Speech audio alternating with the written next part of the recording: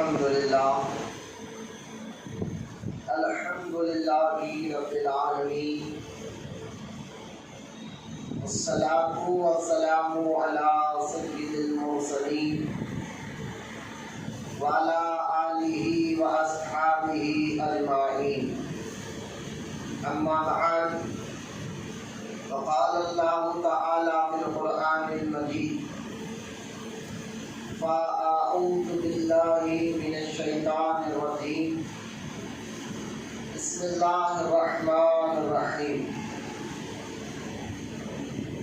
ومن الناس من يقول آمنا بالله وباليوم الآخر وما هم بمؤمنين آمنت بالله صدق الله العلي العظيم وقال الله تعالى بشأن حبيبه الكريم إن الله وملائكته يصلون على النبي يا أيها الذين آمنوا صلوا عليه وسلموا تسليما اللهم صل على سيدنا مولانا محمد وعلى آل سيدنا مولانا محمد بعد الجود والكرم وعلى آله وبارك وسلم صلاة وسلام عليك يا رسول الله صلى الله تعالى عليه وسلم اما بعد اور تعریف اور بڑائی صرف اللہ تعالیٰ کے لیے ہے جو سارے جہان کا مالک ہے، مختار ہے اور جو سارے جہان کا پالنہار ہے۔ میں اس بات کی گواہی دیتا ہوں کہ اللہ تعالیٰ کے سوا کوئی عبادت کے لائق نہیں، وہ ایک ہے، اس کا کوئی ساتھی اور شریک نہیں۔ اور میں اس بات کی بھی گواہی دیتا ہوں کہ آپ کے اور ہمارے پیارے آقا اور مولا حضور پرنور رحمت عالم نور مجسم حضرت سیدنا محمد مصطفیٰ احمد مجتبی صلی اللہ تعالی علیہ وآلہ وصحبہ وسلم اللہ تعالیٰ کے آخری رسول اور اس کے برگزیدہ بندے ہیں۔ اللہ تعالیٰ حضور اکرم نور مجسم رحمت عالم صلی اللہ تعالی علیہ وآلہ وصحبہ وسلم پر اہل بیت صحابہ کرام تابعین اور تبع تابعین اولیاء امت پر قیامت تک بکثرت رحمتی اور برکتیں نازل فرماتا رہے۔ محبت کے ساتھ سب مل کر درود پڑھ لیجیے۔ اللهم صل على سيدنا مولانا محمد وعلى آل سيدنا مولانا محمد وعلى آله وبارك وسلم صلاة وسلام عليك يا رسول الله صلی اللہ تعالی علیہ وسلم۔ معزز سامعین، نوجوان ساتھیوں، بزرگوں، السلام علیکم ورحمۃ اللہ وبرکاتہ۔ وعلیکم السلام ورحمۃ اللہ وبرکاتہ۔ آئیے، گزشتہ جمعہ ہم نے سورہ بقرہ کی کچھ تفسیر آپ کے سامنے رکھی تھی، کچھ آیات پڑھ کر اس کی تفسیر، اس کا معنی آپ کے سامنے بیان کیا تھا۔ اور سورہ بقرہ کی جو ابتدائی آیات ہے اس میں اللہ تعالیٰ نے 3 جماعتوں کا ذکر کیا، ایک مومنین کا اور ایک کافر اور مشرکین کا اور ایک منافقین کا۔ تو لہٰذا اس پر ہماری بات چل رہی ہے آج بھی، کیونکہ انشاءاللہ آنے والے پیر سے سارے مساجد کھل جائیں گے، پھر ہمارے جو رولس رہے گا جمعہ کا وہ اگلے جمعے سے پھر سے ٹائمنگ بڑھے گی۔ لیکن آج ہم مختصری طور پر، کیونکہ ابھی لاک ڈاؤن کا مرحلہ چل رہا ہے، تو ہم مختصر طور پر ہی بیان کریں گے اور کچھ تفصیل بتا کر ہمارے جمعہ ادا کر لیں گے۔ لیکن سب سے پہلے یہ عادت آپ بھی بنائیں کہ جب بھی کوئی اچھی بات ہو تو پہلے اللہ کی تعریف کرے، اس کے بعد درود پڑھنے کی عادت بنا لیجیے۔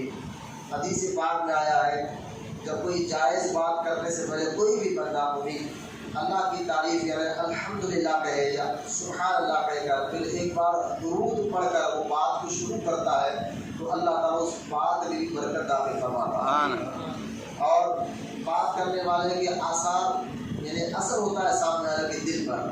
تو جب بھی کوئی اچھی بات کرنے سے پہلے حضور پر درود پڑھ کر بات شروع کریں تو انشاءاللہ اس کی برکت آپ کو سمجھ میں آئے گی۔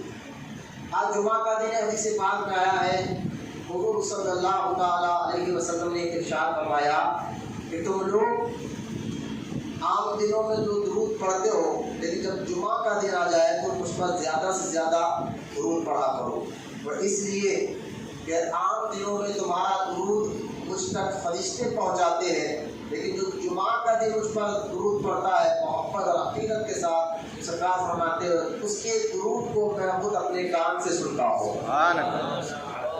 درود کے جہاں بے شمار برکات احادیث مبارکہ میں آئے ہیں، فضیلت آئی ہے، درود پڑھنے سے مشکلیں بھی حل ہوتی ہیں، مصیبتیں بھی حل ہوتی ہیں، اور اللہ تعالیٰ درود پڑھنے والے کو نیکیاں بھی عطا فرماتا ہے۔ ایک عاشق سے کے لیے اس سے بڑھ کر اور کیا چیز ہو سکتی ہے کہ وہ درود پڑھے اور خود مدینے والے اپنے کام سے سماعت فرمائے۔ آئیے محبت کے ساتھ ایک بار درود پڑھ لیجیے۔ اللہم صلی علی سیدنا مولانا محمد وعلی آلہ سیدنا مولانا صلاۃ و سلام علیک یا رسول اللہ صلی اللہ تعالی علیہ وسلم۔ گزشتہ جمعہ سورہ بقرہ کی جو ابتدائی آیات ہے جس میں اللہ تعالیٰ نے جو آیت ہم پڑھے ہیں الف لام میم، اور اس کا میں نے آپ کو بتایا تھا گزشتہ جمعہ کہ اس کا معنی الف لام میم کا معنی یہ اللہ جانتا ہے اور اللہ کے بتانے سے ہمارے نبی جانتے ہیں۔ آج تک کوئی اس کا معنی بیان نہیں کر سکا، یہ ایک راز ہے جو اللہ اس کے رسول میں ہے۔ اور کیونکہ آپ تفسیر اٹھائیں گے تو سارے کتاب تفسیر میں ہی بات کی گئی ہے کہ جو قرآن میں کچھ ایسے آیات ہیں ان آیات کو آیات متشابہات کہا جاتا ہے۔ قرآن میں کچھ ایسے آیات ہیں ان آیات کو متشابہات کہا جاتا ہے۔ متشابہات وہ آیات ہے جس کا معنی صرف اللہ جانتا ہے اور اللہ کے بتانے سے ہمارے نبی جانتے ہیں، جیسا کہ الف لام میم یہ متشابہات ہے، اور اس طرح کاف ہا یا عین صاد یہ بھی متشابہات آیت ہے۔ اسی طرح جو ہے حامیم اس کا بھی معنی آج تک کوئی نہیں جانتا، تو لہٰذا کچھ ایسی آیات ہے جس کا صرف اللہ کے بتانے سے ہمارے نبی جانتے ہیں۔ الف لام میم کا معنی میں نے گزشتہ جمعہ کے سامنے اس پر تھوڑی سی ڈیٹیل بتائی۔ اس کے بعد سورہ بقرہ میں جب ہم شروع کر رہے ہیں آیت تو اللہ آگے ارشاد فرماتا ہے ذالک الکتاب لا ریب فیہ، یہ وہ کتاب ہے جس میں کسی کو شک نہیں شبہ نہیں۔ تو اس کتاب سے مراد قرآن پاک ہے، اور قرآن کے تفسیر میں آیا ہے کہ ایک نہیں 21 نام ہے۔ ٹوٹل قرآن کے کتنے نام ہیں؟ 21 نام ہے قرآن پاک کے، ہر نام کی ایک الگ الگ تاثیر ہے۔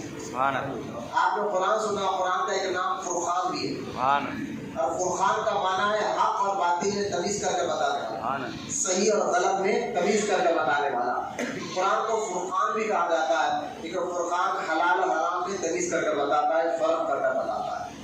تو خیر یہ اللہ پاک کہتا ہے ذالک الکتاب لا ریب فیہ، یہ وہ کتاب ہے جس میں کسی کو شک نہیں۔ پھر اللہ تعالیٰ نے لگاتار 3 آیات میں اللہ نے مومنوں کی تعریف کی، مومنوں کی تعریف کی سورہ الف لام میم ذالک الکتاب لا ریب فیہ ھدی للمتقین، یہ وہ کتاب ہے جس سے لوگ متقی لوگ ہدایت پاتے ہیں، پرہیزگار لوگ ہدایت پاتے ہیں۔ کیوں متقی کون ہے، پرہیزگار کون ہے؟ تو اللہ تعالیٰ نے آگے اس کی صفت کو بیان کیا مومن کی کہ وہ نمازی ہوتے ہیں، وہ پرہیزگار ہوتے ہیں، وہ اللہ کے دیے ہوئے رزق سے مال میں اللہ کے دیے ہوئے مال سے لوگوں پر خرچ بھی کرتے ہیں، یتیموں بیواؤں کا بھی خیال کرتے ہیں۔ لگاتار 3 آیات اللہ تعالیٰ نے مومن کی صفت کو بیان کیا۔ پھر آگے اسی سورہ بقرہ میں آگے اللہ تعالیٰ نے لگاتار 4 آیات میں جو ہے کافر اور مشرک کے بارے میں بیان کیا کہ اے محبوب جو کافر جو مشرک ہے یہ آپ کی بات سن نہیں سکتے، کیونکہ اللہ نے ان کے دلوں پر بھی مہر کر دی، ان کی آنکھوں پر بھی مہر لگا ہے۔ دیکھیے آپ جس پر اللہ مہر کر دینا پھر اس کو کچھ سمجھ میں نہیں آتا، جیسا کہ ابو جہل دیکھ رہا ہے اپنی آنکھوں سے کہ چاند کے 2 ٹکڑے ہوئے۔ ابو جہل نے دیکھا تھا اپنی آنکھوں سے، حضور کے اشارے سے چاند کے 2 ٹکڑے ہوئے۔ ابو جہل نے دیکھا اور سنا تھا، اپنے آنکھوں سے دیکھا بھی تھا، کان سے سنا بھی تھا کہ اس کے ہاتھ میں کنکری تھی، اور وہ حضور کی بارگاہ میں آ کر کہہ رہا تھا کہ اگر آپ نبی ہیں تو بتائیے کہ میرے ہاتھ میں کیا ہے۔ تو ہمارے نبی نے ارشاد فرمایا تھا میں نہیں بتاؤں گا بلکہ تیرے ہاتھ میں جو چیز ہے وہ خود بتائیں گے کہ میں کون ہوں۔ اور میرے آقا کریم علیہ السلام نے ایک اشارہ کیا تو کنکریوں نے کلمہ پڑھا، تب بھی ابو جہل کے دل سے کفر کا پردہ پھٹا نہیں، وہ اتنا کٹر مشرک اور کافر تھا۔ اللہ اس بارے میں کہتا محبوب ہم نے اس کے دلوں پر مہر لگا دی، اب اس پر کوئی ہدایت کی بات اثر نہیں کرے گی، یہ کوئی سمجھ نہیں سکے گا۔ تو اللہ کافر اور مشرکوں کی آنکھ پر، کان پر، اخروں پر، دلوں پر مہر کر دیتا ہے۔ تو خیر ان کی صفت کو بیان کرتے ہوئے اللہ تعالیٰ نے لگاتار 4 آیت میں کافر کون ہوتا ہے، مشرک کون ہوتا ہے وہ بیان کیا۔ دیکھیے اب ذرا قرآن کی اس آیت کی ترتیب کو دیکھیں، اوپر سے میں آپ کو آسان لفظوں میں سمجھا رہا ہوں، میں کیا کہنا چاہتا ہوں غور کریں۔ جب مومن کی بات کی تو اللہ نے 3 آیتوں میں مومن کی تعریف کی، ٹھیک ہے، اور جب کافر اور مشرک کی بات کی تو اللہ نے لگاتار 4 آیتوں میں جو ہے کافر کون ہوتا ہے، مشرک کون، اس کی بیان مذمت کر دی۔ پھر اس کے بعد اللہ نے ایک اور جماعت کا ذکر کیا، وہ ہے منافقین، اور منافقین کے بارے میں اللہ تعالیٰ نے لگاتار 13 آیت اتاری۔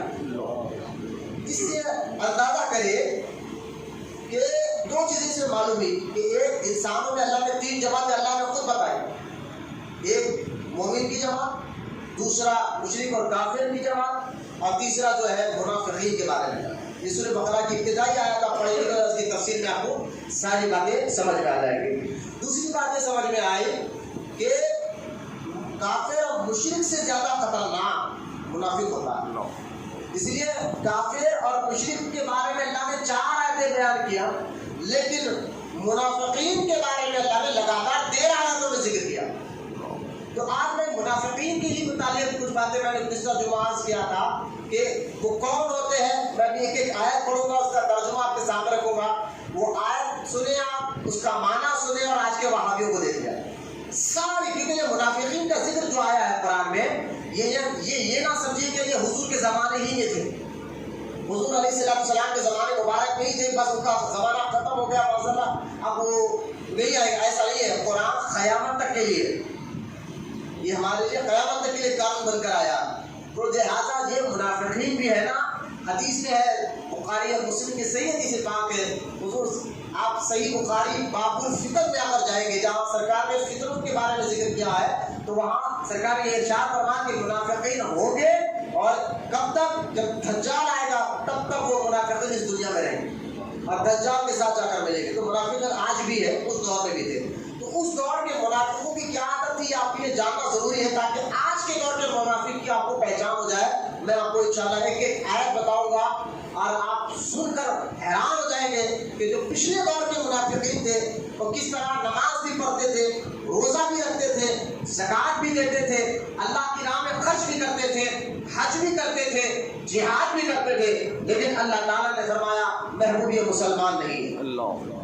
میں انشاءاللہ اس آیت کی تشریح آپ کے سامنے جو قرآن سے ہی بتاؤں گا، لیکن ایک درد بھرا جو یہ پیغام آپ کو اور ایک دینا ہے وہ یہ ہے کہ دیکھیے اللہ تعالیٰ نے سورہ فاتحہ میں ایک دعا میں سکھاتا ہے، اور دعا بھی ہے اور اس دعا سے وسیلہ بھی ہمیں معلوم ہوتا ہے، دونوں چیزیں ہیں، دعا بھی ہے اور وسیلہ بھی۔ اگر کوئی کہے وسیلہ کہاں سے، تو آپ کہنا ہر نماز میں تم وسیلے کا ہی ذکر کرتے ہو، وہ کیا ہے؟ تو آپ دیکھیں سورہ فاتحہ میں جب ہم اللہ کی تعریف بیان کر دیتے ہیں، یعنی الحمدللہ رب العالمین الرحمن الرحیم مالک یوم الدین ایاک نعبد و ایاک نستعین، یہاں تک اللہ کی تعریف ہو رہی ہے، اللہ کی توصیف بیان ہو رہی ہے۔ اس کے بعد جب ہم ذکر کرتے ہیں تو کہتے ہیں اہدنا الصراط المستقیم، اے اللہ چلا سیدھا راستہ، صراط الذین انعمت علیہم، ان کا راستہ چلا جن پر تیرا انعام ہوا ہے۔ تو لہٰذا یہاں سے ہی تو وسیلہ ہے کہ اللہ کہہ رہا ہے مجھ سے دعا مانگو کہ اے اللہ چلا سیدھا راستہ۔ ہم نے کہا اے اللہ وہ سیدھا راستہ کون سا ہے جو تجھ تک پہنچا دے؟ تو اللہ کہتا ہے میرے نیک بندوں کے راستے پر چلو۔ تو نیک بندوں کا دامن پکڑ کر ان کے پیچھے پیچھے جانا، اسی کو تو وسیلہ کہتے ہیں، اسی کو تو ذریعہ کہتے ہیں۔ تو ہر نماز میں ہم سورہ فاتحہ میں پڑھ رہے ہیں اور پھر کہتے ہیں کہ وسیلہ کیا ہے۔ خیر نیک بندے کا ذکر اللہ نے سورہ فاتحہ میں کر دیا، تو یہاں پتہ کیا چلا کہ نیک بندوں کا بھی ذکر ہے سورہ فاتحہ میں، اور اس کے یعنی غضبناک جن پر اللہ کا غضب ہوا ہے، اللہ کا عذاب اترا ہے، کیا انہوں نے ایسا کام کیا تھا جس کی وجہ سے اللہ ان پر ناراض ہوا اور ان پر عذاب نازل کیا، ان بندوں کا ذکر اللہ نے سورہ فاتحہ میں کر دیا. جہاں نیک بندوں کا ذکر کیا کہ ان کے راستے پر چلو جن پر میرا انعام ہے, تو وہاں پر اللہ نے یہ بھی کہہ دیا غیر المغضوب علیہم ولا الضالین, ان کے راستے میں مت چلو جن پر میرا عذاب ہوا ہے, جن پر میں نے غضبناک ہوں, میں نے جو ہے جن سے میں نے غضبناک ہوا ہے. تو لہٰذا یہاں دیکھیے یہ دو باتیں یہاں ذہن میں بٹھائے کہ جب اللہ نے کہا کہ میرے انعامی یافتہ بندوں کے بعد ساتھ ساتھ چلو, ان کے پیچھے چلو, تو ہمیں لیے ضروری ہو گیا اس بات کا کہ ہمیں معلوم کریں کہ وہ نیک بندے کون ہیں, ان کی عادت کیا تھی, ان کا عقیدہ کیا تھا. اس لیے نیک بندوں کا عرص بنا کر ان کا عقیدہ بتاتے ہیں, ان کی عادت بتاتے ہیں. ٹھیک ہے. اور دوسرا ہمیں یہ بھی معلوم کرنا ضروری ہو گیا کہ وہ کون لوگ ہیں جن پر اللہ کا عذاب اترا, ان کا کام کیا تھے, ان کی ایسی کون سی حرکت تھی جس کی وجہ سے اللہ نے ان پر غضب اتارا. تو یہاں سے اس آیت سے یہاں معلوم ہوا کہ بدعقیدہ وہابیوں کے بارے میں بھی جاننا ہمارے لیے ضروری ہو تاکہ ہمیں ایمان ہمارا محفوظ رہ سکے. یہ دیکھیں دنیا میں لیڈر, پہلوان, روڈی جو ہے صرف دنیا تک ہے, موت کا کوئی بھروسہ نہیں ہے. اچانک جائے گی نا, اچانک موت آئے گی نا, خبر میں آپ کا ایمان ساتھ جانے والا ہے, آپ کا عمل ساتھ جانے والا ہے. بنا کوئی لیڈر آئے گا, ارے لیڈر تو چھوڑ دیجیے, ماں جو ماں آپ کو بچپن سے باہر کرتی ہے, پہنتی ہے, آپ کو دھوپ میں رہنے نہیں دیتی, وہ ماں بھی خبر میں آپ کے ساتھ نہیں آ سکتی. آپ کو اکیلے جانا ہے, وہ اعمال ساتھ رہیں گے, عقیدہ اور ایمان ساتھ رہے گا, اور جس کا ایمان اور عقیدہ صحیح ہوگا اسی کے خبر میں میرے آقا تشریف لائے گا. یہ چہرہ ہمیں حضور کو دکھانا ہے. بس میں تو یہ کہتا ہوں ہمارے جتنے بھی لوگ ہیں کہ جناب کسی بدعقیدہ وہابیوں کی نہیں صاحب آج کل لیڈر بول رہے ہیں کہ حالات تقاضا کرتے ہیں. میں نے کہا حالات کو مت دیکھو, ایمان کو دیکھو. حالات تو ہر دور میں ہے. امام حسین کربلا میں گئے تو حالات کیا بنے کہ 22,000 لوگ آ گئے, ادھر 72 آدمی تھے. تو امام حسین نے حالات کو دیکھ کر ہتھیار نہیں رکھا نیچے, یہ نہیں کہا بھائی اتنے لوگ آ گئے. عقل تو یہ کہہ رہے ہیں کہ کہاں جیت سکتے آپ, عقل تو یہ کہہ رہے ہیں نا 22,000 ایک جگہ ہے, 72 آدمی 72 آدمی ایک جگہ ہے, تو عقل تو یہ کہہ رہے ہیں کہ ہم کیا کر سکتے ہیں. لیکن امام حسین نے بتا دیا ایمان پر ہی جمے رہنے سے کامیابی تمہاری. شہید ہو گئے لیکن یزید کے ہاتھ پہ ہاتھ نہیں دیا. تو لہٰذا ہم تو ماحول میں امام حسین کا نام تو لے رہے ہیں, تو میں کہتا ہوں کہ عقیدہ اور ان کے نظریے کو بھی اپنائیں. تو لہٰذا آج جو درد بڑی بات یہ کہنا ہے کہ دیکھیے ملک شام میں دمشق, جس کو آج کے دور میں سیریا کہا جاتا ہے انگلش میں, اگر آپ گوگل پر جائیں گے سیریا ماریں گے, لیکن ملک شام اتنا مشہور ہو گیا ہے کہ ہم سب جانتے ہیں کہ پیپر کے ذریعے اور میڈیا کے ذریعے کہ وہاں کے حالات کیا ہے, وہ کس طرح بربریت ہو رہی ہے, کس طرح مسلمانوں کو نشانہ بنایا جا رہا ہے. تو ملک شام ایک ایسا شہر ہے, اس شہر میں بڑے بڑے اولیاء کی مزارات ہیں. اور میں اس سے بڑھ کر کیا کہوں, مشکات شریف میں حدیث پاک موجود ہے کہ اللہ کے رسول علیہ السلام نے دعا کی تھی, اللہ شام میں برکت عطا فرما. ملک شام کے لیے حضور نے دعا کی ہے, یمن کے لیے سرکار نے ہمارے آقا علیہ السلام نے, ہمارے نبی نے دعا کی ہے. اللہ کرے. تو وہ ملک شام میں ایک بہت بڑے بزرگ ہے جن کا نام, ان کی مزار ہے, جو آج سے 1300 سال پہلے سے ان کی مزار وہاں, اور وہ بزرگ کا نام ہے حضرت سیدنا عمر بن عبدالعزیز رضی اللہ تعالیٰ عنہ. عمر بن عبدالعزیز رضی اللہ تعالیٰ عنہ کی مزار مبارک دمشق میں سیریا میں موجودہ دور میں ہے. لیکن مہینہ بھر یا 15 دن پہلے کی بات ہے کہ رافضی لوگوں نے اس مزار مبارک کو شہید کیا اور قبر شریف کو شہید کیا, اور آپ کے جسم مبارک کو نکال کر لے کر گئے. اس سے بات غور کریں آپ نے, 1300 سال تک بھی قبر میں جسم سلامت, اللہ والوں کے جسم مبارک ہوتا سلام ہوتا ہے. لیکن ایسی گندی حرکت انہوں نے کی ہے, اس کی وجہ کیا ہے؟ دیکھیں اس کی وجہ رافضی کیسے گندی ذہنیت رکھتے ہیں یہ بھی پتا چل رہا ہے. رافضیوں کو ذہنیت دینے والے آج کے اہل حدیث ہیں, وہابی ہیں, تبلیغی جماعت والے ہیں. آپ کہیں گے وہ کیسا, میں انہیں کی کتابوں سے بتاتا ہوں. جو لوگ یہاں جمعہ ہر بار پڑھتے ہیں ان کو معلوم ہے. آج تو خیر جمعہ یہ اس کی وجہ سے میں نے مختصر کر دیا, بالکل ہم ٹائم پر وقت ختم پر جو کر رہے ہیں, جو لوگ جانتے ہیں کہ الحمدللہ ہر چیز ثبوت کے ساتھ میں بیان کرتا ہوں. اور ان کی کتابیں میرے پاس ضرور ہے کہ ان کی کتابیں بتا سکتا ہوں کہ ان کی کتابوں میں انہوں نے بزرگوں کے بارے میں ایسی گندی گندی باتیں لکھی ہے, اور اپنے مریدوں کو, اپنے چیلوں کو کس طرح کی باتیں انہوں نے سکھائی ہیں. تو خیر حضرت عمر بن عبدالعزیز رضی اللہ تعالیٰ عنہ کیسی شخصیت ہے جانتے ہیں آپ, ان کی مزار کو شہید کیا گیا. جبکہ ایک حدیث پاک میں ہے, اللہ کے رسول صلی اللہ تعالیٰ علیہ وسلم نے ایک صحابی کو دیکھا کہ وہ صحابی خبر پر کونی رکھ کر بیٹھے. تو اللہ کے رسول علیہ السلام نے فرمایا کہ کونی ہٹا دو, اور اس سے قبر والے کو تکلیف نہ دو، قبر والے کو تکلیف نہ دو۔ ایک حدیث، خالی کونی رکھنے سے قبر والے کو تکلیف ہوتی ہے۔ دوسری حدیث سنیں آپ، اللہ کے رسول علیہ السلام نے ارشاد فرمایا میں تلوار پر چلنا چاہوں تو چل سکتا ہوں لیکن کسی کی خبر پر نہیں، کسی مومن کی خبر پر نہیں چلوں گا۔ تلوار پر چلنا گوارا ہے لیکن مومن کی خبر پر چلنا گوارا ہے۔ جب دیکھیں اسلام مسلمان کو دنیا میں بھی عزت دے رہا ہے، ایمان والے کو، اور خبر میں بھی عزت دے رہا ہے، اور آخرت میں بھی عزت دے رہا ہے۔ اسی لیے ہم عزت کے ساتھ ان کو لے آ کے ان کا غسل کر کر تدفین کر رہے ہیں۔ تو لہٰذا یہ عزت جو دی ہے نا اللہ تعالیٰ نے عطا فرمائی ہے، کیونکہ یہ حضور کے غلام ہے۔ تو عام مسلمانوں کی خبر کو کھدلنا منع ہے، عام مسلمانوں کی خبر پر کونی رکھنا منع ہے۔ تو یہ اللہ کے محبوب بندے ہیں، ان کی خبروں پر سفر چلانا اور جو ہے ان کی لاش مبارک کو لے کر جانا یہ انتہائی دہشت گردانہ اور بہت ہی خطرناک منصوبہ ہے۔ جو آج کی نسل اگر اس کو نہیں سمجھے گی تو آپ بھی برباد ہوں گے اور آپ کی اولاد بھی برباد ہوگی ایمان اور عقیدے سے۔ یاد رکھیے آپ اس کو سمجھیں گے کتنا خطرناک اور بھیانک فرقہ ہے جو آپ کے ایمان اور عقیدے کو لوٹ رہا ہے۔ عمر بن عبدالعزیز رضی اللہ تعالیٰ عنہ کی مزار کو شہید کر کے دیکھیں آپ، آج سے 2 سال پہلے کی بات ہے، شاید آپ کو علم ہوگا، پیپر میں بہت بات چلی ہے وہ، کہ ایک سعودی عربیہ کے ایک مفتی صاحب نے فتویٰ دیا تھا۔ کیا فتویٰ دیا تھا؟ کہ ہمارے نبی پاک صلی اللہ تعالیٰ علیہ وسلم کی مزار کی گنبد کو شہید کیا جائے اور آپ کے قبر مبارک سے آپ کے لاش مبارک کو نکال، جسم مبارک کو، لاش بولنا بھی بیان بھی ہے، میرے آقا علیہ السلام کے جسم اطہر کو، وہ جسم پاک جن کی چہرے کی قسم اللہ قرآن میں اٹھاتا ہے، وَالضُّحَىٰ محبوب تیرے چہرے کی قسم، وہ جسم پاک جن کے زلفوں کی قسم اللہ قرآن میں اٹھاتا ہے، وَاللَّيْلِ محبوب تیرے زلفوں کی قسم ہے، وہ جسم مبارک، وہ جن کے عمر کی قسم اللہ محبوب تیرے عمر کی قسم یاد فرماتا ہے۔ تو خیر سعودی عربیہ کے آج سے 2 سال پہلے کی بات ہے، اس نے فتویٰ دے دیا کہ حضور کے جسم پاک کو قبر سے کھود کر نکالو اور جنت البقیع میں ایسی جگہ دفن کر دو جہاں لوگوں کو معلوم ہی نہ ہو کہ وہاں ان کی مزار مبارک ہے۔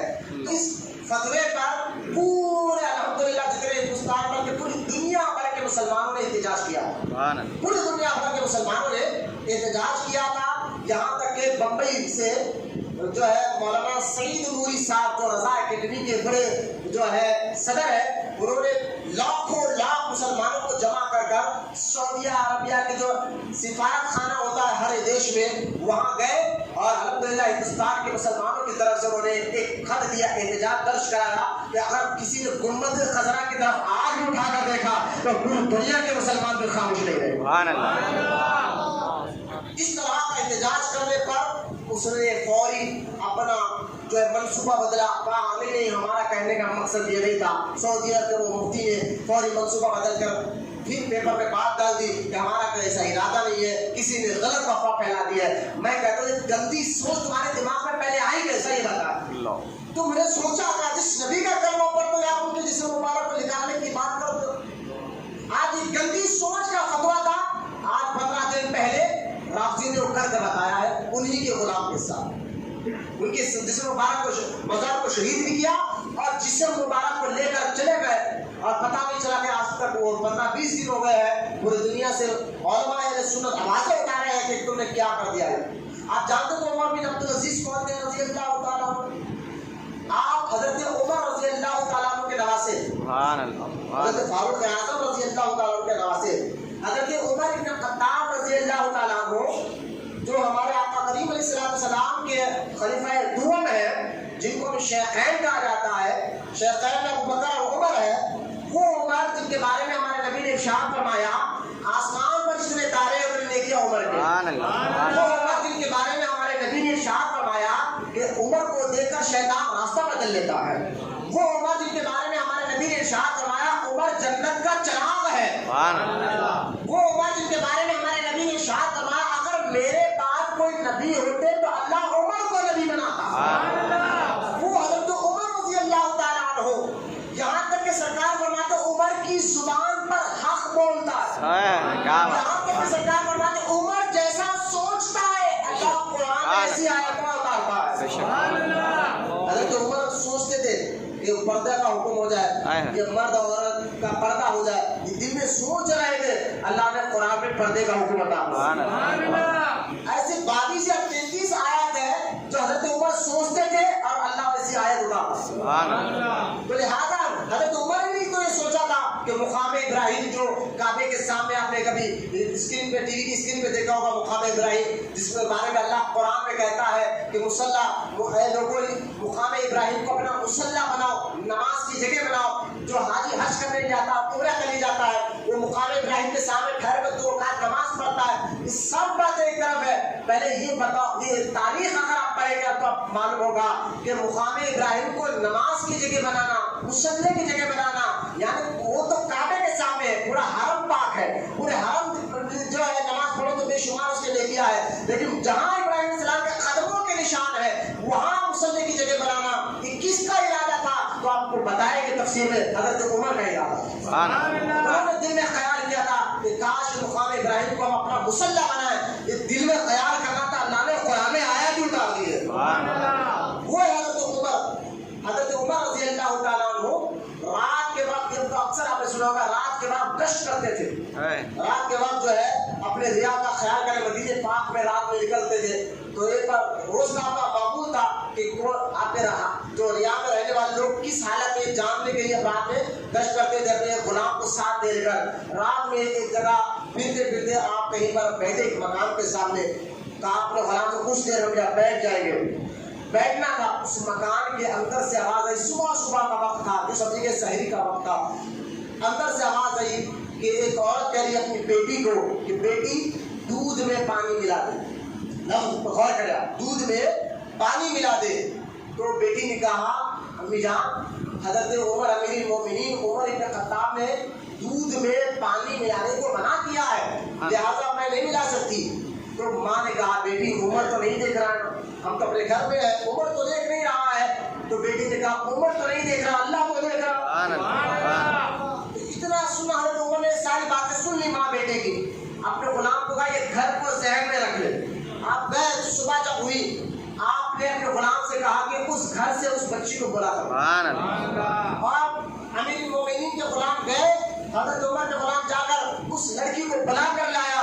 تو حضرت عمر نے کہا کہ اے لڑکی تجھے میں اپنی بہو بنانا چاہتا ہوں، اور حضرت عمر بن خطاب رضی اللہ تعالیٰ عنہ نے اپنے بیٹے کے ساتھ اس بچی کا نکاح کیا۔ اس بچی سے بیٹی ہوئی، اس بیٹی کے بیٹے کا نام عمر بن عبدالعزیز ہے۔ اس طرح حضرت عمر کے نواسے ہوتے ہیں، یہ پوتر نواسے عمر بن عبدالعزیز رضی اللہ تعالیٰ عنہ۔ اور حضرت عمر نے ان کے بارے میں یعنی اپنے پوتے نواسے کے بارے میں کہا دیا تھا، دیکھیں آپ کی بہو یعنی بہو کے بیٹی کے بیٹے ہیں حضرت عمر بن عبدالعزیز رضی اللہ تعالیٰ عنہ کے مزار کو دمشق میں شہید کیا گیا۔ ان کے بارے میں حضرت عمر نے ارشاد فرمایا تھا کہ میری اولاد سے ایک بچہ ایسا ہوگا، نام بھی میرے نام پر ہوگا، نام بھی میرے نام پر ہوگا، اور جس طرح وہ بھی میرے زمین کو، اللہ کی زمین کو عدل اور انصاف سے بھر دے گا۔ آپ دیکھیں حضرت عمر بن عبدالعزیز حضور صلی اللہ علیہ وسلم کے جانے کے 100 سال بعد پیدا ہوئے، اسلام کے سب سے پہلے مجدد کا نام عمر بن عبدالعزیز رضی اللہ تعالیٰ عنہ ہے۔ اتنے بڑے بزرگ ہیں، اتنے بڑے بزرگ ہیں، بس آپ دیکھیں حضرت عمر بن عبدالعزیز کا جب دور خلافت آیا، آپ جب امیر المومنین بنے تو آپ لوگ دیکھ کر کہتے تھے یہ عمر نہیں عمر ثانی ہے۔ عمر بن عبدالعزیز کو دیکھ کر لوگ کہتے ہیں یہ عمر ثانی ہے۔ حضرت عمر بن عبدالعزیز جن کے مزار کو شہید کیا، ان کے دور میں آپ نے عدل انصاف اتنا کیا تھا لوگوں پر، اس کا اثر انسان تو انسان جانوروں پر ایسا ہوا تھا کہ جانور پر دیکھا گیا کہ تالاب کے کنارے شیر اور بکری ایک جگہ پانی پی رہے ہیں۔ یہ تھے عمر بن عبدالعزیز رضی اللہ تعالیٰ جنہوں نے عدل انصاف سے لوگوں کو اتنا انصاف دلایا، تو اس کا اثر جانوروں پر ہی ہوا کہ ایک جگہ پر شیر اور بکری پانی پینے لگے۔ یہ اتنے عظیم بزرگ ہے، ان کے نظریے کو اپنانا، ان کے عقیدے کو اپنانا، ان کے طریقے پہ چلنا، اللہ والوں کے طریقے پر چلنا، خود اللہ تعالیٰ قرآن میں حکم دے رہا ہے۔ اور ان کی مزار کو شہید کیا گیا، اور ان کے مزار میں جسم مبارک کو لے کر چلے گئے بدبخت۔ آج 15 دن 20 دن پہلے کا یہ واقعہ ہے دمشق میں، انٹرنیٹ پر اس کے بارے میں دو مچی ہے۔ میں کہتا ہوں اس کے سارے ذمہ دار یہ گرے تو رافضی لوگ، اس کو ہم شیعہ کہتے ہیں، گرے تو رافضی لوگ ہیں۔ اور رافضیوں نے تو یہ پہلے سے ذہن بنایا تھا. دیکھیے رافضیوں میں ان کا ایک بہت بڑا مولوی ہے ملا باقر مجلسی. یاد رکھیے آپ, میں ریکارڈ ہو رہا ہے بلکہ چوٹ پہ کہہ رہا ہوں, اللہ کی رضا کے لیے کہہ رہا ہوں, کیونکہ ماحول نہیں دیکھا جائے گا, ایمان اور عقیدہ دیکھا جائے گا. کوئی خبر میں کوئی آنے والا نہیں ہے جناب, حضور کو چہرہ دکھانا ہے بس. میں ذہن میں رکھے کہ جملے کو ملا باقر مجلسی, میں احتجاج کی بات نہیں کر رہا ہوں, میں آپ کو ایک فکر دینا چاہ رہا ہوں. میں یہ نہیں کہا کہ آپ مسجد کے باہر جا کر احتجاج کریں, میں آپ کو ایک سوچ دینا چاہ رہا ہوں کہ وہ سوچ تم اپنی اولاد کو بھی یہ بات بٹھا دو, بیٹا اگر سانپ کے ساتھ بیٹھنا پڑے تو بیٹھ جانا, کسی بدعقیدہ وہابی کے ساتھ نہیں بیٹھنا. اپنے بچوں میں اس کے رسول بچپن سے بھرو. آپ بتاؤ کتنے صحیح لوگ ہیں. سانپ گھستا ہے تو جان جاتی ہے, وہابی گھستا ہے تو ایمان اور عقیدہ جاتا ہے, محبت رسول دل سے نکل جاتا ہے, عشق رسول دل سے نکل جاتا ہے. تو لہٰذا اس سوچ میں دیکھے آپ, ملا باقر مجلسی یہ رافضیوں کا ایک بہت بڑا مولوی ہے. اس کی کتاب اصول کافی, اس کتاب میں اس نے یہاں تک لکھا تھا کہ امام مہدی آئیں گے, حضرت علی کے اولاد میں سے امام مہدی آنے والے ہیں نا رضی اللہ تعالیٰ عنہ, حضرت علی کے اولاد میں سے ہوں گے. امام مہدی آنے کے بعد عیسیٰ علیہ السلام جب آئیں گے تو امام مہدی اور عیسیٰ علیہ السلام مل کر دجال کا مقابلہ کریں گے. یہ قیامت کی نشانیوں میں سے ایک نشانی ہے کہ امام مہدی آنے کے بعد عیسیٰ علیہ السلام آسمان سے نیچے تشریف لائیں گے. تو لہٰذا امام مہدی کے بارے میں اس نے رافضیوں کے بڑے مولوی ملا باقر مجلسی نے لکھا کہ امام مہدی آئیں گے نا تو سیدھا مدینہ پاک جائیں گے, اور مدینہ پاک جا کر حضرت ابو بکر حضرت عمر کی خبروں کو کھول کر ان کی جسموں کے ساتھ معاذ اللہ بے حرمتی کریں گے. یہ رافضیوں نے لکھا, جبکہ ایسا کچھ نہیں ہے, ایسا کچھ نہیں ہے. وہ آ کر بھی بتائیں گے کہ سنی حق پر تھا, اس وقت بھی حق پر تھا. دیکھیں گے کہ اس وقت آئے گا. ایسی جھوٹی باتوں میں اپنی کتابوں میں لکھی ہے. تو ان کے مولویوں نے اپنی جماعت والوں کا ذہن پہلے سے خراب رکھا, اس لیے آج بلی کی جماعت والے نے یہ گندا اور گندی حرکت کی ہے. ایک تو یہ ہے, دوسرا خارجی جن کو جو ہے وہابی کہتے ہیں, آج کے دور میں بدعقیدہ کہتے ہیں. آپ نہیں دیکھیں کہ بڑا بار بار اپنی کتابوں میں, بار بار اپنی تقریروں میں ہمارے حیدرآباد شہر جن کو مدینہ الاولیاء کہا جاتا ہے, ایسے شہر میں بھی ایسے لوگ زیادہ پڑھ رہے ہیں. بار بار یہ لوگ کہہ رہے ہیں کہ خبر والے کچھ نہیں کر سکتے, خبر والے مر گئے, مٹی مل گئے. یہ شرک کا فتویٰ لگا دیتے ہیں کہ خبر والوں سے مدد مانگنا شرک ہے. میں ایک حدیث میں آپ کو بتانا چاہتا ہوں جو صحیح بخاری میں حدیث پاک ہے. صحیح بخاری اور باب التقدیر میں حدیث پاک موجود ہے. اور سنیں آپ, تیسری جلد صحیح بخاری, حوالہ اگر آپ دیکھنا چاہیں تو آئے لبیک ہے, میں آپ کو حوالہ بھی بتاتا ہوں, وہ حدیث کو سن لے. اور آج کے بعد کوئی بدعقیدہ وہابی اگر آپ کو ملے نا تو کہنا اس حدیث کے حوالے سے کہ تم مشرک بنانا لوگوں کو چھوڑ دو, مسلمانوں کو مشرک کہنا چھوڑ دو. میلاد کرا تو تمہاری نظر میں مشرک, کورس میں منا تو تمہاری نظر میں مشرک, درگاہ پر گئے تو تمہاری نظر میں مشرک, قبر پر زیارت کے لیے گئے تو تم کہتے ہو قبر کے پجاری ہو تم لوگ. اس طرح کی باتیں کر کر آنے والی نسلوں کو تم کیا کہنا چاہتے ہو؟ آؤ میں ایک ایسی حدیث بخاری شریف کی بتا رہا ہوں, تم کہتے ہو نا تو قرآن کے بعد بخاری کی حدیث بتائیے, ہم مان لیں گے. میں نے کہا بخاری کی حدیث بتا رہا ہوں, یہ حدیث تم نے نہیں پڑھی. اللہ کے رسول علیہ السلام نے ارشاد فرمایا کہ میرے غلاموں سنو, میں جب اس دنیا سے جاؤں گا نا تو میرے جانے کے بعد مجھے اس بات کا خوف ہے ہی نہیں. اس بات کا خوف دیکھیں ہر نبی جب دنیا سے جاتے ہیں نا ان کے جانے کے بعد ان کے قوم بگڑ گئے. ہر نبی کے جانے کے بعد جب دنیا میں جب تک وہ نبی رہے قوم کو سمجھاتے رہے, اس قوم سدھری نہیں. جیسا نبی کی دنیا سے گئے قوم بگڑ گئی, قوم جو ہے غلط غلط کرنے لگی باتوں میں. اللہ نے ان کو سدھارنے کے لیے دوسرے نبی کو بھیجا. اس طرح کا وہ پیش 1,24,000 نبی دنیا میں آتے رہے, لیکن ہمارے نبی آخری نبی ہے. قیامت تو کوئی نبی آنے والا نہیں ہے. پچھلے نبیوں کے لوگ نبی کے جانے کے بعد یا تو مشرک ہو جاتے یا تو دین میں ملاوٹ کر دیتے, لیکن سرکار فرماتے ہیں میرے جانے کے بعد میری امت میں اس بات کا خوف ہی نہیں کرتا. صحیح بخاری کی حدیث ہے. میں نے کہا مولویوں کبھی اس حدیث پڑھ کر بھی لوگوں کو سمجھاؤ, یہ حدیث پڑھ کر عوام کو بتاؤ کہ تم تو یہ حدیث کیوں نہیں بیان کرتے جو صحیح بخاری شریف ہے اور باب التقدیر میں یہ حدیث پاک ہے. اللہ کے رسول نے خود ارشاد فرمایا کہ میرے غلاموں میرے جانے کے بعد مجھے اس بات کا خوف ہے ہی نہیں. آپ نے کہا یا رسول اللہ کس بات کا خوف ہے؟ سرکار فرماتے ہیں میری امت شرک نہیں کرے گی.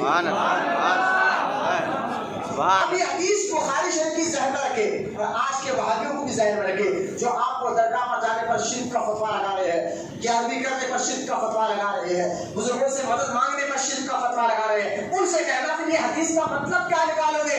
تیری مانے یا رسول اللہ کی مانے؟ راشد تو کہتا ہے ہم تو رسول اللہ کی مانتے ہیں۔ تمہارے جیسے بدبختوں کی بات تم منہ کالا کرنے والوں، تمہارے دل میں نبی کی عظمت ہے، نہ عزت ہے، نہ توقیر ہے، عاشق ہے۔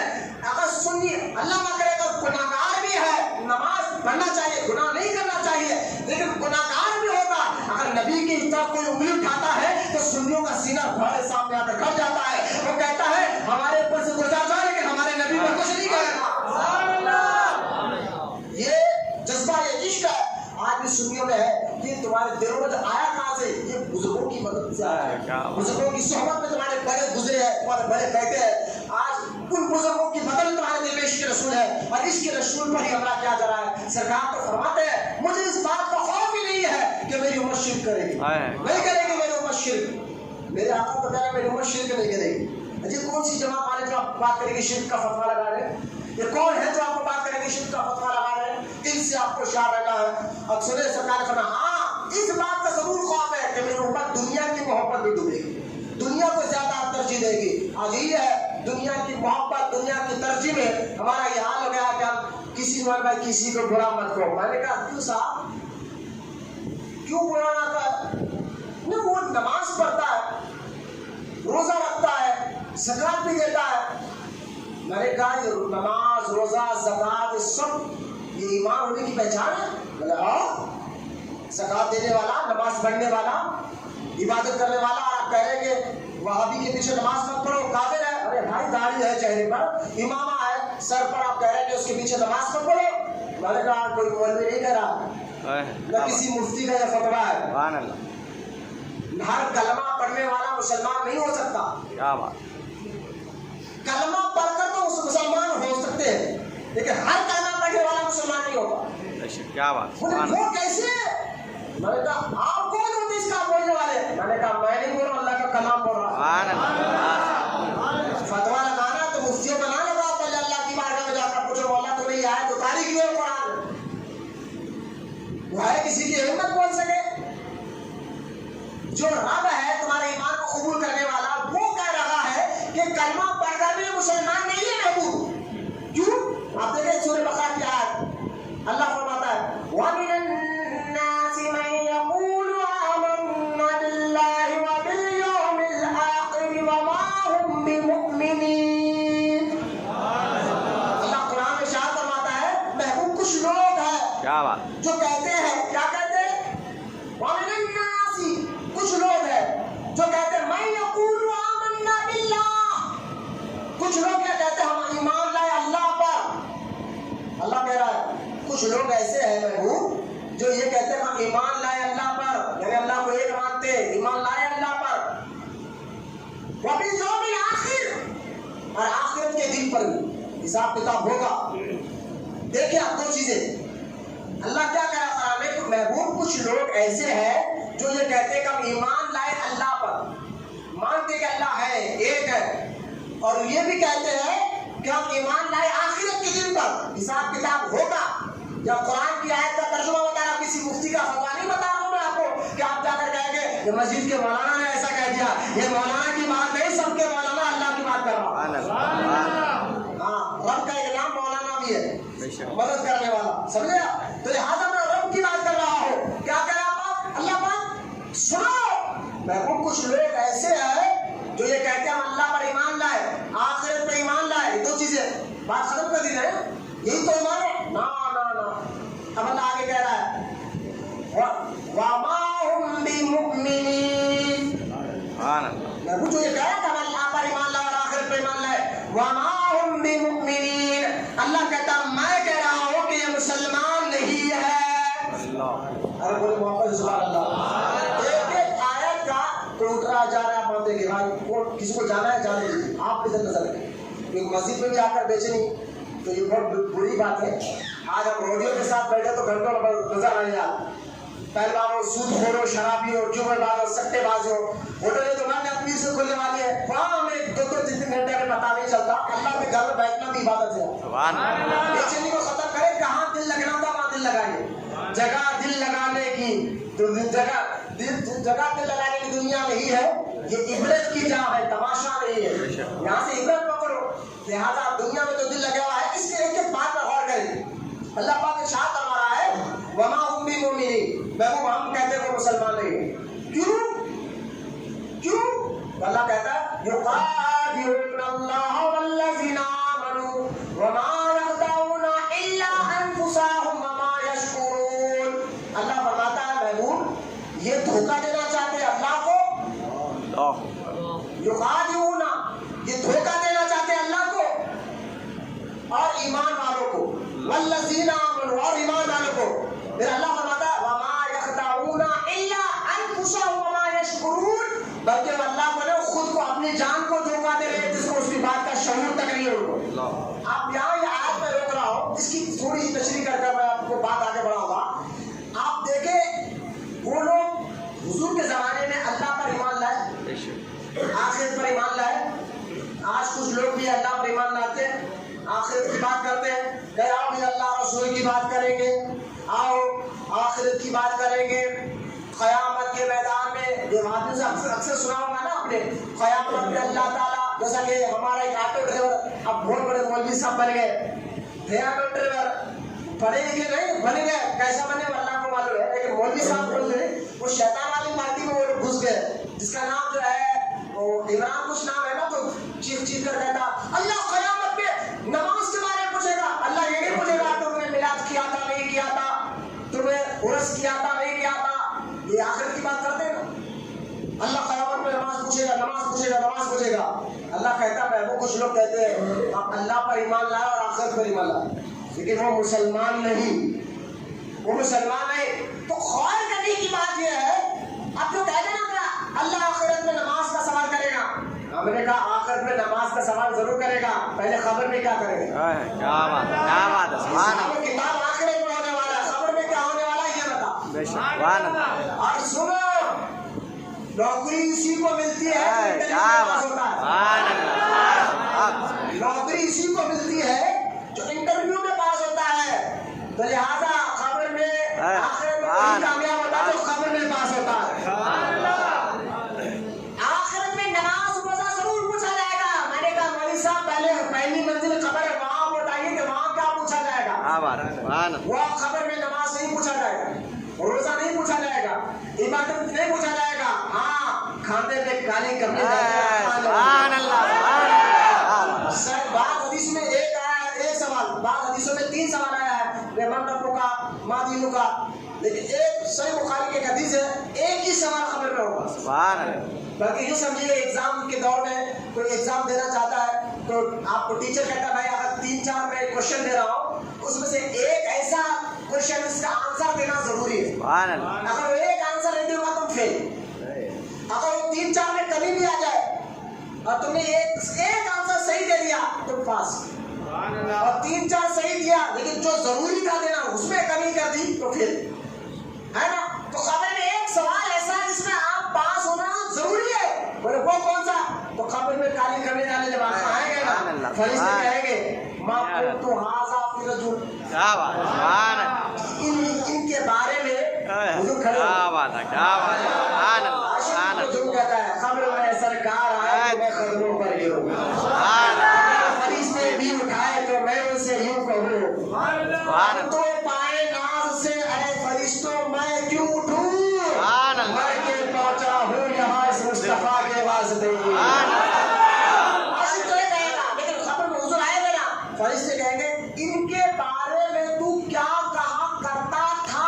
کیا بات ہے، سبحان اللہ۔ سوال کا ہے غور کریں ان کے بارے میں، 2 سوال میں آپ نے جواب دے دی یوسف کی خبر میں، میرا رب اللہ ہے میں اس دین الاسلام ہوں، میں نے کہا بھائی 2 سوال کا جواب دے دیے، پاس ہونا چاہیے میرا رب اللہ ہے، ربی اللہ اللہ ہے، پاس نہیں پاس نہیں۔ آگے دوسرا سوال ماں دینوں کا کون سا دین، بولے اسلام، ابھی میں پاس کرے گا نا کیوں، سبحان اللہ۔ اس کی وجہ کیا ہے؟ تو اللہ کا ہے۔ آپ دیکھیں یہاں پر حکمت دیکھیں سوالات کی، حکمت یہ ہے کہ یہودی بھی اللہ کو ایک مانتے ہیں، بے شک ہے نا، کچھ عیسائی بھی ہے جو اللہ کو ایک مانتے ہیں، تو ربی اللہ، تو اب یہ دیکھنا ہے کہ اللہ کو تو مان دو، کس مذہب کی بنیاد پر مان دو، پہلے مذہب۔ اب دوسرا سوال ہوا بتاؤ تمہارا مذہب کیا ہے؟ کیا بات ہے۔ اب مذہب میں بتا کہ میرا مذہب اسلام ہے. مذہب میں اسلام تو آپ نے کہہ دیا, لیکن اسلام میں کچھ منافق بھی ہے. کیا بات, میرے محبوب میں گستاخ بھی ہے. بے شک بے شک. اب ایک اہم سوال کرنا ہے, وہ حضور کو بتا کر خبر میں بتاؤ تو ان کے بارے میں کیا کہا کرتا تھا. سبحان اللہ, کیا بات, یعنی اپنا بڑا بھائی کہا کرتا تھا یا رسول اللہ کہا کیا کرتا بات ہے, تھا, سبحان یا اللہ, نبی اللہ کہا کرتا تھا. اور خبر میں جھوٹ نکلتا ہے نہیں سچ کے سوا. بے شک, سبحان اللہ, جو دنیا میں آپ بولتے تھے خبر میں وہی نکلے گا. بے شک. تو جو بڑے بھائی کہے نا, وہ تو ابھی بڑے بات کی طرح ہے, وہاں تو سچ نکلے گا. پھر فرشتے اس کا کیا کرے گا میں نہیں معلوم. عاشق تو دیکھ کر کہے گا ارے یہ تو وہ ہے جن کو میں کیا کرتا تھا, یا نبی سلام علیکہ, یا رسول سلام علیکہ, سبحان یا رسول سلام علیکہ کہا کرتا تھا. یہ تو مصطفیٰ علیہ رحمۃ اللہ کے سلام یہی کو ساتھ یہاں پاس ہو گئے تو آخر میں سوال جواب ہوگا.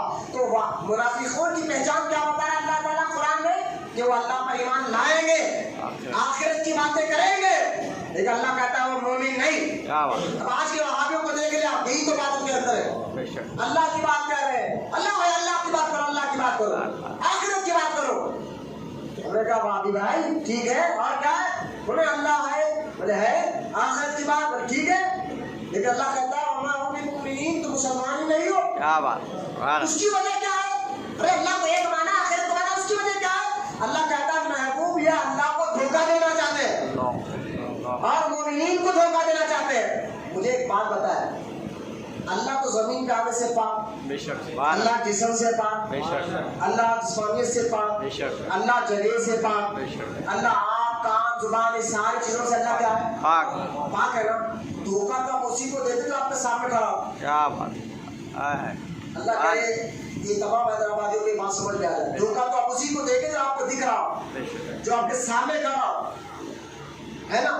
لیکن اللہ کہتا ہے محبوب یہ اللہ کو دھوکہ دینا چاہتے ہیں. میں نے کہا اللہ تو زمین پہ آنے سے پاک ہے, جسم سے پاک ہے, سمت سے پاک ہے, جگہ سے پاک ہے, دائیں بائیں آئے آگے پیچھے سارے چیزوں سے اللہ تو پاک ہے. لیکن یہ کیا ہے, یقاتلونا, یہ محبوب اللہ کو دھوکہ دینا چاہتے ہیں. مطلب کیا جانتے ہیں, اللہ کو نہیں مصطفیٰ کو دھوکہ دے رہے تھے, ہمارے نبی کو دھوکہ دے رہے تھے. کیا دھوکہ دے رہے تھے, وہ نبی کے سامنے وہ واقعہ اللہ کے رسول ہے, اللہ کے رسول ہے, آپ کی شان بڑی نرالی ہے, ہم کلمہ پڑھ کر آپ پر ایمان لائے ہیں, اب اللہ کے رسول ہے. دل میں بغض تھا, زبان پر باتیں اچھی تھی, لیکن دل میں بغض تھا حضور سے. پیچھے ہر کوئی حضور کے علم غیب کا مذاق اڑاتے تھے, حضور کی باتوں کا مذاق اڑاتے تھے, حضور کی عظمت کا مذاق اڑاتے تھے. مجھے بتایا دھوکہ تو رسول کو دے رہے تھے, اللہ تو آیت یہ اتارنا تھا محبوب یہ تجھے دھوکہ دینا چاہتے ہیں نا. اللہ کہہ رہا ہے محبوب یہ اللہ کو دھوکہ دینا چاہتے ہیں.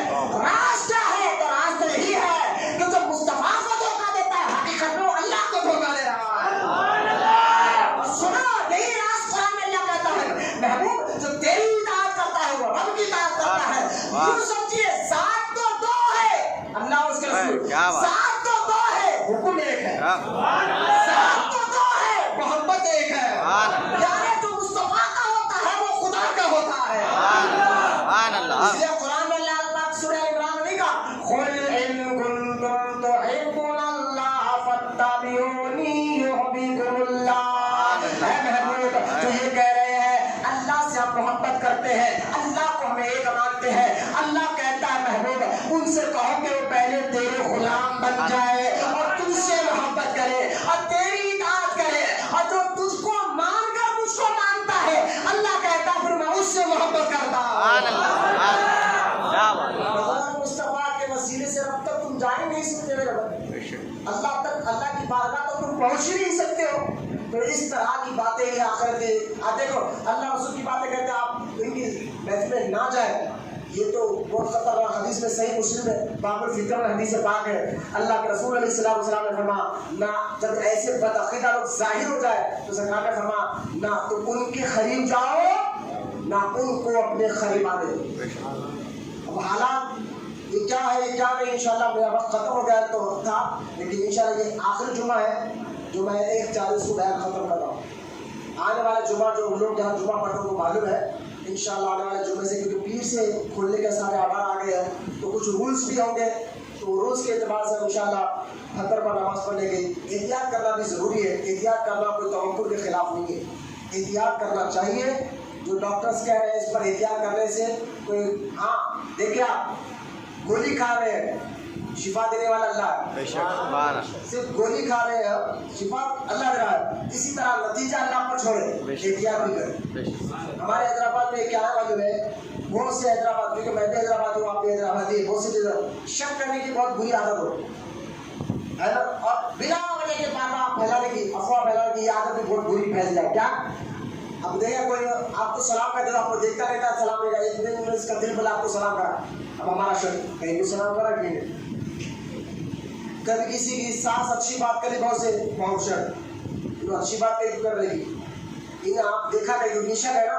آج ایسی شک میں ایک بات چلانا ہے, یہ وائرس کچھ بھی ہے, حکومت نکال لی. یہ سارے سیاسی جھگڑے ہیں جو ورلڈ کے بھائی کچھ بھی ہوں گے, مر تو رہا ہے بندہ, کچھ بھی ہوں گے, بیماری تو لگ رہی ہے نا, چاہے وہ حکومت نکالنے دو, چاہے کچھ بھی ہوتا ہو, آپ احتیاط کا دامن نہ چھوڑیں. یہ باتیں کر کر اپنے ذہنوں کو جو ہے احتیاط کی طرف سے نہ ہٹائے. احتیاط کرنا ہمارے لیے ضروری ہے. جن چیزوں سے ڈاکٹر کہہ رہے ہیں کہ احتیاط کرو تو آپ احتیاط کریں.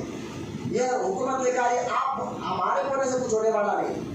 ابھی ہوٹلوں میں بیٹھ کر, گھروں میں بیٹھ کر یہ ہو گیا وہ ہو گیا, صرف اتنا بولنے سے اس کی بھی دیر یا تو قرآن کی تلاوت کرتے یا درود پڑھے تو اچھا ہو. یہ فضول باتوں میں آ کر احتیاط کو نہ گزارے. ہاں بیماری تو ہے, اور کہاں سے آئی کیا نہیں, اللہ جانتا ہے, رسول جانتے ہیں, لہٰذا آپ کا کام احتیاط کرنا ہے. احتیاط ضرور کریں. یہ سنا سنی باتوں میں آ کر احتیاط کا دامن نہ چھوڑیں. جن چیزوں سے بچنا ہے, جیسے ہاتھ نہیں ملانے کا مسئلہ ہو یا جو ہے سوشل ڈسٹینس کا مسئلہ ہو, اس ساری چیزوں پر احتیاط ضرور کریں. انشاءاللہ آنے والے جمعہ سے ہم بیان کو ضرور کریں گے. آگے اسی قرآن کے 13 میں نے 2 آیتوں کی تشریح کی ہے. آنے والے انشاءاللہ جمعہ اللہ ہمیں زندگی دے گا کہ منافق کیسا پیدا ہوئے اور ان کی سوچ کیا تھی, اور آج کے وہابی کی سوچ دونوں سے نہیں. پہلے حضور کے زمانے میں جو منافق تھے حضور کے علم کا مذاق اڑاتے تھے, آج کا وہابی بھی ہمارے حضور کے علم کا مذاق اڑاتا ہے. پہلے حضور کے زمانے میں جو منافق تھے جو کہتے تھے ہم تو کلمہ پڑھے زبان سے, ہمارے اندر کا حال ان کو نہیں معلوم. آج کا وہابی بھی یہی کہتا ہے کہ نبی کو دیوار کے پیچھے کر دیں. تو یہ ساری باتیں قرآن کی آیت اور تفسیر سے انشاءاللہ آنے والے جمعہ میں 50 سے 12-50 سے بیٹھ جاؤں گا. آپ ضرور تشریف لائے اور آپ کو بتاؤں گا کہ کس طرح یہ منافقین کی طرف سے ہمارے ایمان اور عقیدہ کو کمزور کیا جا رہا ہے. اللہ تعالیٰ سے دعا ہے اللہ ہم تمام کو کہہ دے سنت سے عمل کی توفیق عطا فرمائے. اللہ تعالیٰ ہمارے ظاہر باتیں جسم روح دل کو پاک بنا, اور ہمارے دلوں میں علم نافع کو داخل فرما, سینے میں اسلام کی محبت کو داخل فرما, ہمیں سچا عاشق رسول بنا, اور ہماری نسلوں میں قیامت تک عاشق رسولوں کو پیدا فرما. ہر سنی مسلمان کو بدعقیدہ عقیدہ کو وہابی رسول کے ایمان اور عقیدے کی حفاظت فرما. ہم سب کی دعاؤں کو حضور صلی اللہ تعالیٰ علیہ وسلم کے صدقے, سرکار غوث اعظم مستقیم رضی اللہ تعالیٰ عنہ کے صدقے والا ہم سب کی دعاؤں کو قبول اور مقبول فرما. وما علینا الا البلاغ والحمد للہ.